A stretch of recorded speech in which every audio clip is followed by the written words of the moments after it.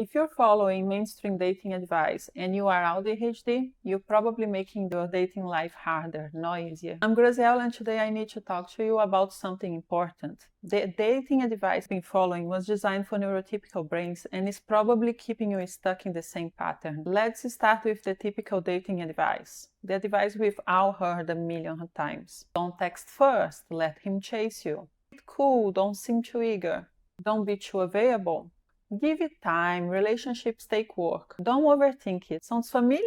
This is everywhere. And here's the problem. None of it was created with neurodivergent women in mind. None of it accounts for masking, for sensory sensitivity, for how our nervous system works. And when we try to follow this advice, we end up more exhausted, more confused, and more distant from ourselves than we were before we started. Let me break down why this advice is particularly harmful for AuDHD women. Take, don't text first, or play it cool. This advice assumes that being strategic is something sustainable for you. But what if you are someone who struggles with uncertainty, who needs predictability to feel regulated? Playing games with communication is torture. Your nervous system cannot handle the ambiguity. And here's what happens. You're already using so much energy trying to figure out the right way to behave, monitoring your response, second-guessing yourself. You're masking on top of playing games. It's exhausting. And then the person you're dating thinks you're naturally chill and low maintenance, when really you're just depleting yourself. So 6 months in,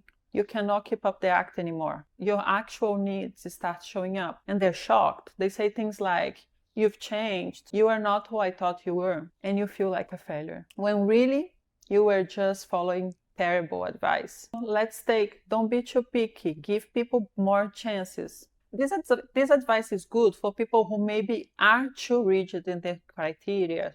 But that's not what's happening for most late diagnosed AuDHD women. We are not being superficially picky. We are recognizing patterns. We're noticing that someone's words don't match their actions. We're feeling in our bodies that something is off, even if we can't articulate it yet. Our brains are pattern recognition machines. When we say something feels wrong about this person, that's not anxiety or self-sabotage. That's data. That's our brain going, I've seen this before and it doesn't end well. But we've been taught to ignore that, to give people more chances, to not be too sensitive. So we override our instincts. We stay in situations that don't feel right, and then we're surprised when it falls apart, like our gut was trying to tell us all the time. So what do we need instead? We need dating advice that respects our nervous system, that understands we can't just relax or just go with the flow. Not when our bodies are screaming that something is wrong. We need permission to set boundaries, early and often.